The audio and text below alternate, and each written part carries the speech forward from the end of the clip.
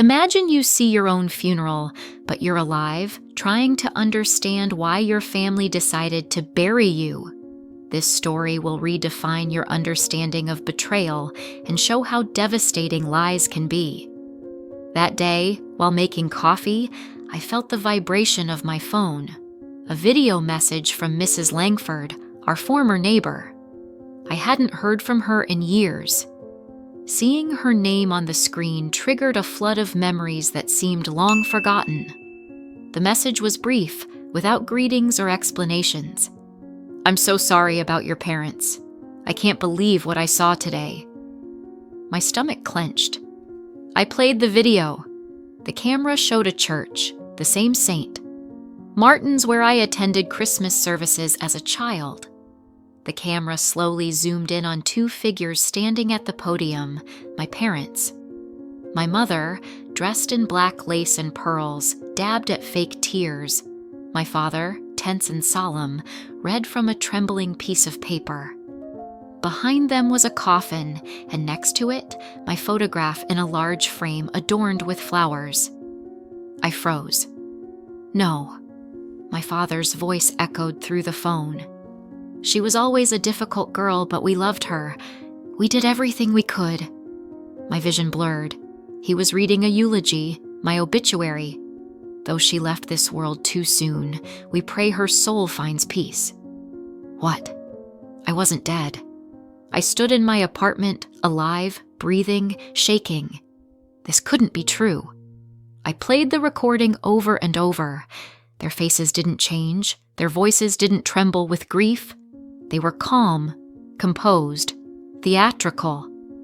I gripped the kitchen counter. My hands trembled without ceasing. "What the hell is going on?" I whispered aloud. Why were they doing this? We hadn't spoken in years, ever since they disowned me as if I were tarnishing their reputation. But to hold a funeral? To declare me dead? The more I watched, the colder the room became. My mother mentioned how tragic my accident was. There was no accident. My father spoke of my last years spent in isolation. I worked, I lived, I survived. They knew this. They had to know. So why were they doing it? I sat down slowly, the phone still playing. The video ended, and the camera panned to the gathered, distant relatives, family friends, even my childhood piano teacher. All there, all in black, all believing I was gone. And nobody, not a single person, had tried to contact me. I replayed the video to convince myself I wasn't imagining it. But the truth was clear. They hadn't just erased me, they buried me alive. And at that moment, it became crystal clear. It wasn't a mistake. It was a choice. It hadn't always been this way. There was a time I believed family meant protection, loyalty.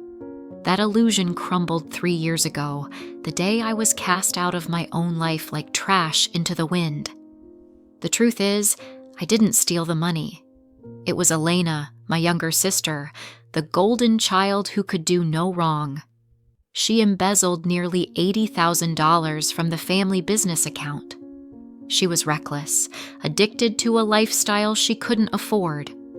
When the numbers didn't add up and the accounts lit on fire, our parents needed a scapegoat, and I was a convenient target.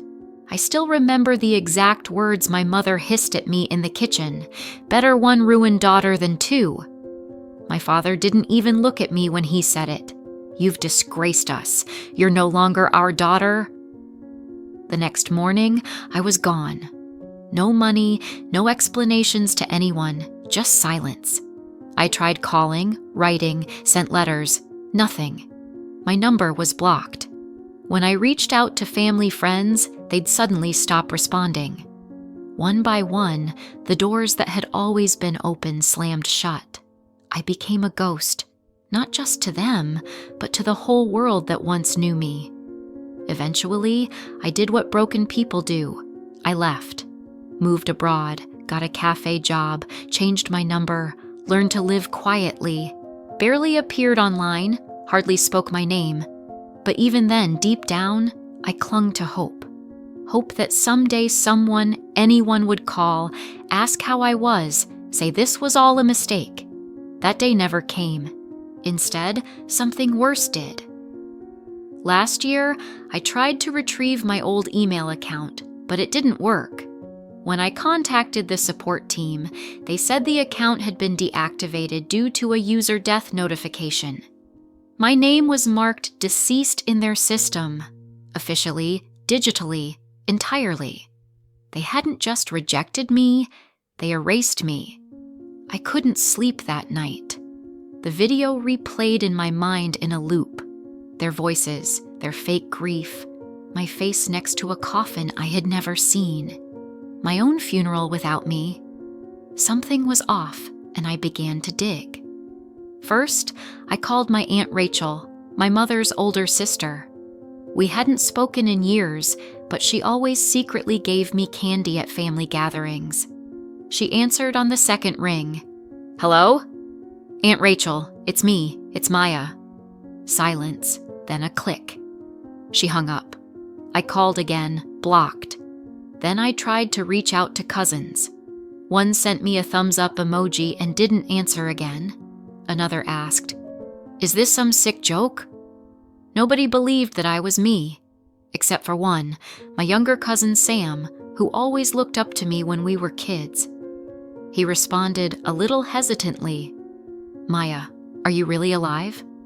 "Yes. I need to know the truth." What did they tell everyone? The typing bubble bounced for a long time. Then the reply. "They said you died in a car accident abroad 3 years ago." My heart sank. They had a whole story. Said it happened when you were traveling, that it was too late to bring you home, cremation, closed casket. I almost dropped the phone. There was no accident. I didn't even have a car when I was abroad. Something clicked within me. I pulled out all the documents, passport stamps, housing lease, immigration papers. I had never crashed. I had never disappeared. I checked the government registry online, and there it was. Maya Dekva, date of death. July 16th, cause, traffic accident, status, deceased, death certificate ID ARF 91327. They had forged it. They made me legally dead. I froze, staring at the screen. This was no grief. This was no denial. This was a conspiracy.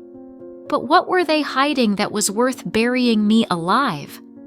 I should have stopped, but when you realize your own family has buried you alive, you have to know why. I found the answer where I hadn't looked for years, in Elena's Instagram. She had reopened her profile, and there it was, a gleaming array of images. White roses, champagne fountains, a diamond the size of a small planet. Elena's wedding. Everyone was there. Aunt Rachel, smiling as if she hadn't hung up. My cousins clinking glasses. Even Uncle Theo, who never showed up for anything. But not me. Not a single mention, not a single photo, not even a caption, "Shame Maya isn't here."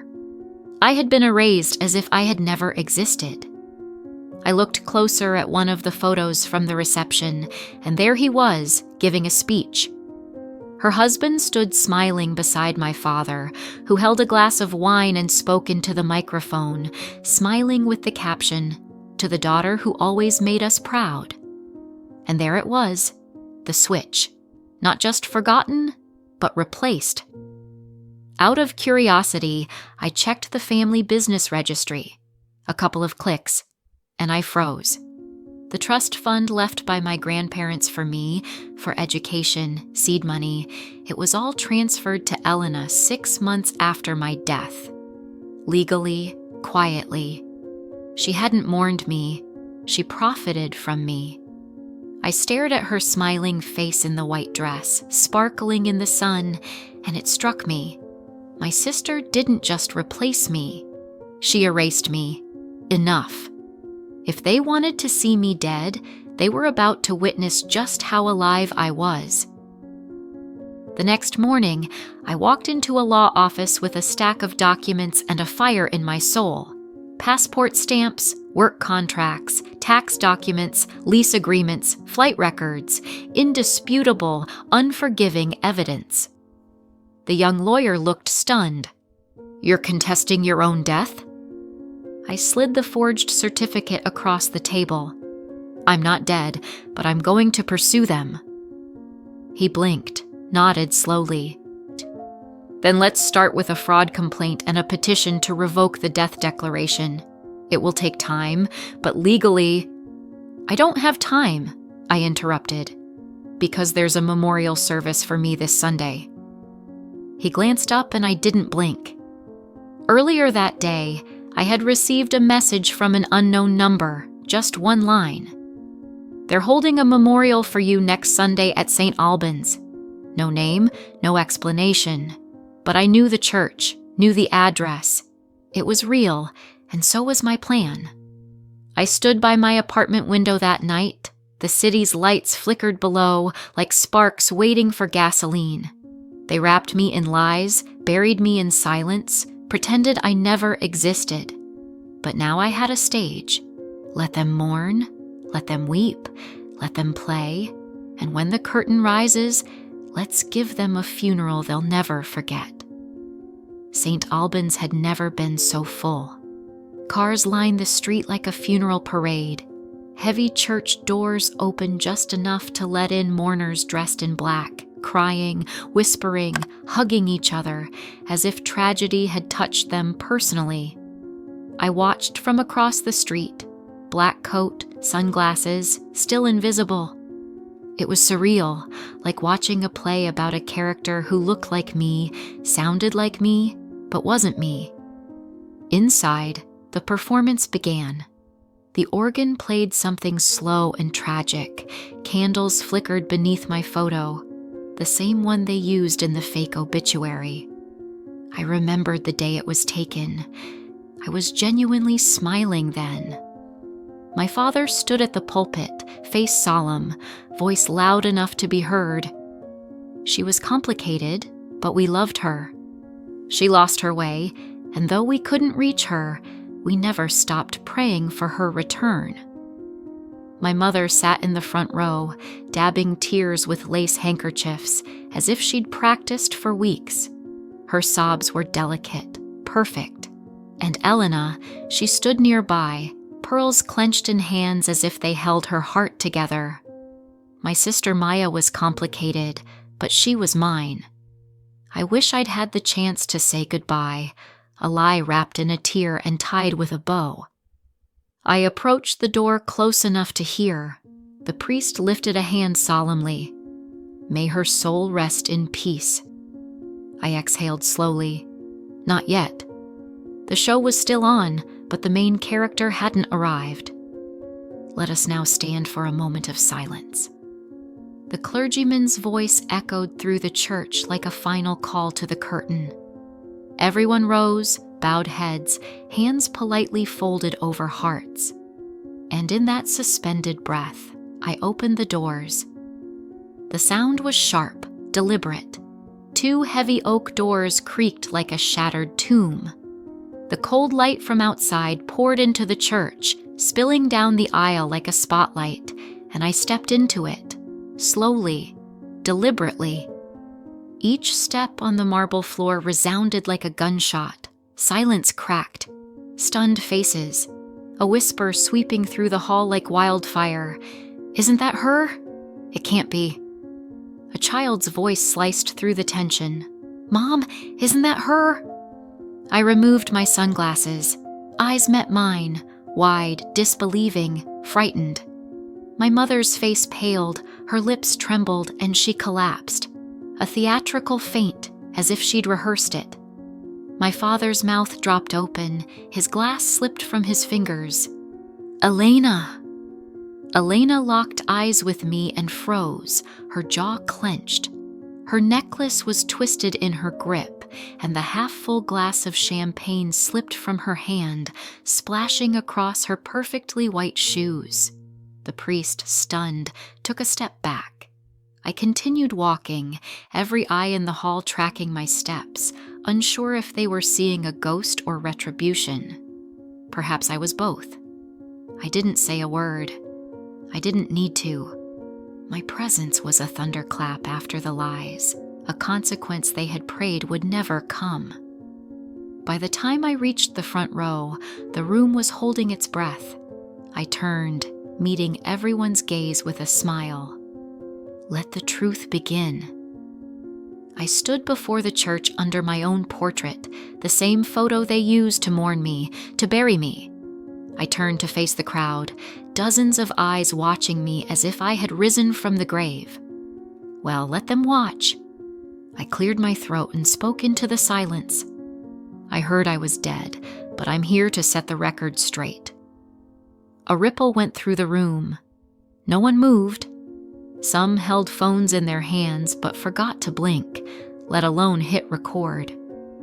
There was no accident, no tragic car crash abroad, no closed coffin, because the body was unrecognizable. I pulled a folder from my coat, thick, stamped, dated, with international records. Here are my passport stamps, my work records, tax reports, lease agreements. I was alive, I worked, I survived. The only thing I lost was them. I addressed my parents. They told the world I was dead, forged documents, filed certificates. And when I was legally erased, I looked at Elena, who stood frozen, clutching her pearls. They transferred everything to her. My trust fund, my legacy, my life. Elena opened her mouth, tried to speak. I didn't let her. Enjoy the house you bought with my money. A murmur rose like thunder behind me. Someone whispered, "She has proof." Someone gasped. Then a phone was raised, recording light blinking red. Someone was filming. Good. Let the world see these funerals for what they've become. Not a farewell, but a cover-up. You didn't lose a daughter, I said, staring my father in the eyes. You threw her away, and now you'll see how she returns.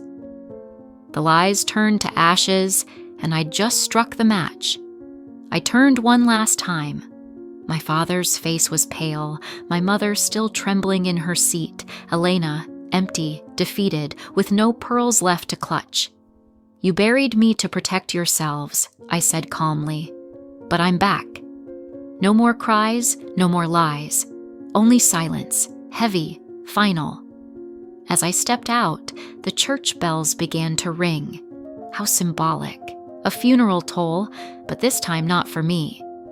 I walked out of the church into the muted hum of the crowd. Whispers, indignation, unanswered questions. Behind me were not my funerals, but their downfall. The lawyer's car waited at the curb, but I didn't get in right away. I stopped, inhaled the air, free for the first time in 3 years. Within a week, the resurrection video had spread across the internet. Journalists dug into the forged death certificate. Relatives started calling, not my parents, of course, but those who suddenly remembered they had a conscience. Elena deleted her Instagram, but screenshots were already circulating on forums. The trust fund was frozen, and the lawyer filed a fraud lawsuit. But the sweetest part? Their faces that day. Not fear of exposure. No. They feared something worse. That the world would see them for who they really were. And I drank coffee from the same mug I used the morning before the funeral. At the bottom remained the bitter grounds, like the aftertaste of truth. Better one spoiled daughter than two. Now they had none. I finished my drink and smiled. The bells tolled for them. Did you like the story? Write your opinion in the comments. Don't forget to subscribe to the channel and turn on notifications so you don't miss the next interesting story. See you tomorrow.